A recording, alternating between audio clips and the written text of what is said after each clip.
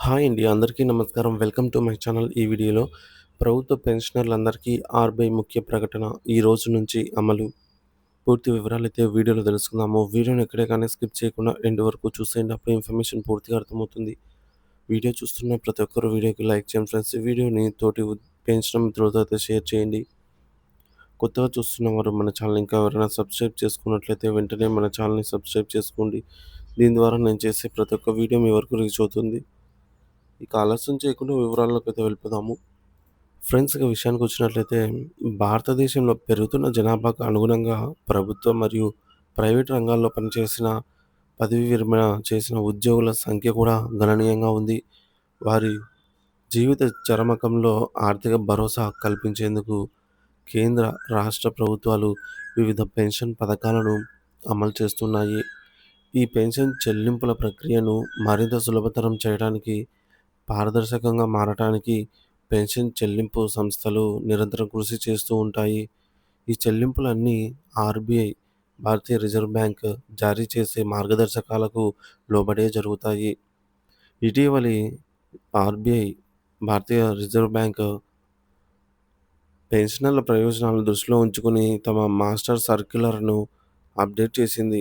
ముఖ్యంగా కేంద్ర ప్రభుత్వ పెన్షనర్లకు సంబంధించిన పెన్షన్ చెల్లింపులలో ఎదురవుతున్న 8 నిర్దిష్ట సమస్యలను పరిష్కరించడానికి కీలక చర్యలు తీసుకుంది.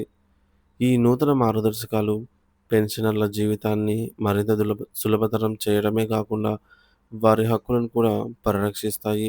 ఆర్‌బీఐ తీసుకున్న ఈ కీలక నిర్ణయాల గురించి వివరంగా తెలుసుకుందాము. మొదటిది డీఆర్ తక్షణ అమలు. సమస్య ఏంటంటే ప్రభుత్వం కరువు ఉపశమనం అనేటువంటి డీఆర్ రేటును పెంచినప్పటికీ బ్యాంకులు దాన్ని అమలు చేయడానికి జాప్యం చేసేవి.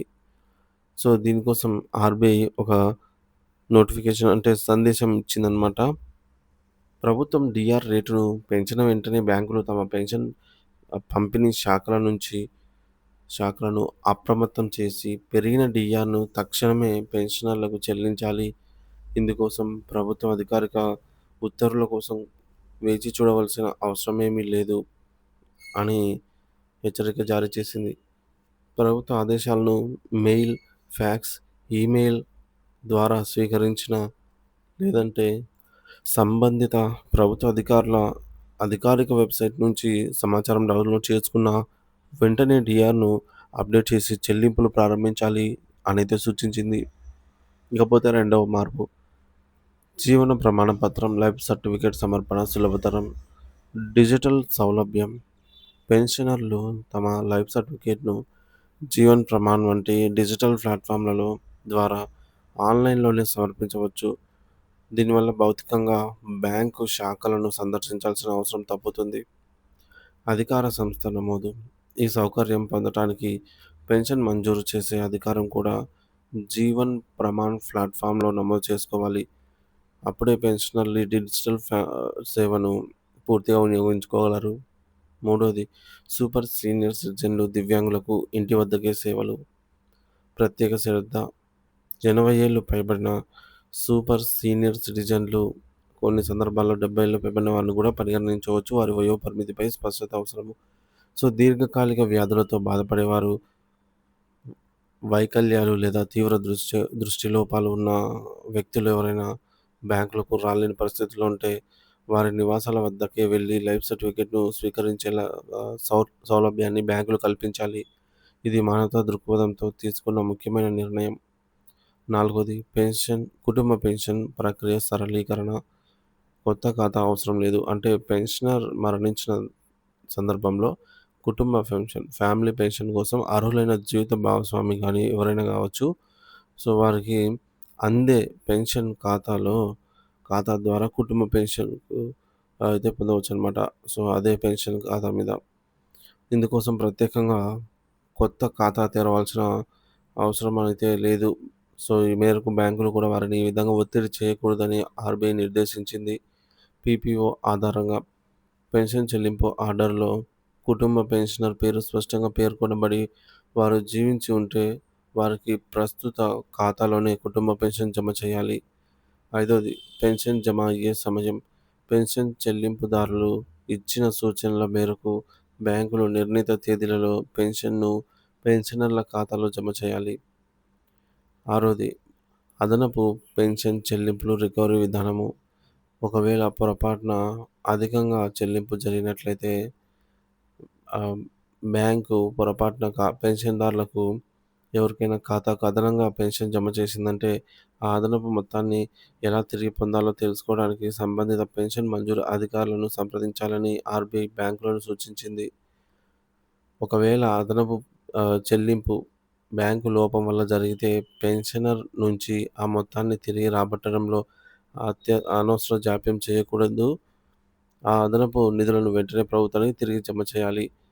పెన్షనర్‌కు ఒకవేళ గమనించినట్టయితే పెన్షనర్ అయిన బాధ్యతగా వెంటనే బ్యాంకుకు సమాచారం అందించి ప్రభుత్వానికి ఆ మొత్తాన్ని తిరిగి చెల్లించడం నైతికం. ఇక ఏడవది లైఫ్ సర్టిఫికేట్ రసీదు. రాతపూర్వకంగా లేదా డిజిటల్ రసీదు. బ్యాంకులు పెన్షనర్ల నుంచి లైఫ్ సర్టిఫికేట్లను స్వీకరించిన తర్వాత వారికి తప్పనిసరిగా సంతకం చేసిన రసీదును అందించాలి.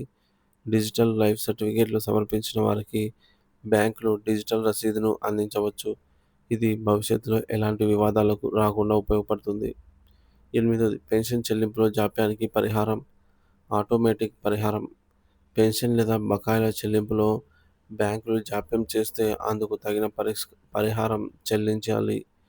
షెడ్యూల్ చేసిన చెల్లింపు తేదీ తర్వాత సంవత్సరానికి 8% చొప్పున వడ్డీ లెక్కించి ఆ పరిహారాన్ని పెన్షనర్ల ఖాతాలో బ్యాంకులు ఆటోమేటిక్‌గా జమ చేయాలి. ఇందుకోసం పెన్షనర్లు ఎలాంటి క్లెయిమ్‌లు దాఖలు చేయాల్సిన అవసరం లేదు. ఇది పెన్షనర్ల హక్కు. తొమ్మిదవది అనారోగ్యం, వైకల్యం ఉన్న పెన్షనర్లు ప్రత్యేక సౌకర్యాలు. సో, ప్రత్యేక అంటే ఫిజికల్‌గా వాళ్ళు రాలేని వాళ్ళు బ్యాంకులకి తీవ్ర అనారోగ్యంతో బాధపడుతూ బ్యాంకు శాఖలను భౌతికంగా సందర్శించలేని లేదా అవసరమైన పత్రాలపై సంతకం లేదా వేలిముద్ర వేయలేని స్థితిలో ఉన్న పెన్షనర్లకు పెన్షన్ పంపిణీ చేయడానికి ఆర్‌బీఐ బ్యాంకులకు నిర్దిష్ట మార్గదర్శకాలు జారీ చేసింది. అధికారి నియామకం. అలాంటి సందర్భాల్లో ఇద్దరు సాక్షుల సమక్షంలో పెన్షనర్ ఇంటికెళ్ళి చెక్కు లేదా విత్‌డ్రాయల్ ఫామ్‌పై వారి గుర్తు తీసుకునేందుకు బ్యాంక్ ఒక అధికారిని నియమించాల్సి ఉంటుంది. రిజర్వ్ బ్యాంక్ ఆఫ్ ఇండియా తీసుకున్న ఈ నూతన చర్యలు పెన్షనర్ల జీవితాన్ని సులభతరం చేయడమే కాకుండా వారి హక్కులను కాపాడతాయి. పెన్షనర్లు ఈ నియమాల గురించి తెలుసుకొని వాటిని వాటిని సద్వినియోగం చేసుకోవాలి. బ్యాంకులు కూడా ఈ మార్గదర్శకాలను చిత్తశుద్ధితో అమలు చేసి వృద్ధులైన పెన్షనర్లకు మెరుగైన సేవలను అందించాలి. ఈ మార్పులు పెన్షన్ చెల్లింపు వ్యవస్థలో మరింత పారదర్శకతను, జవాబుదారీతనాన్ని తీసుకొని వస్తాయని అయితే ఆశిద్దాము.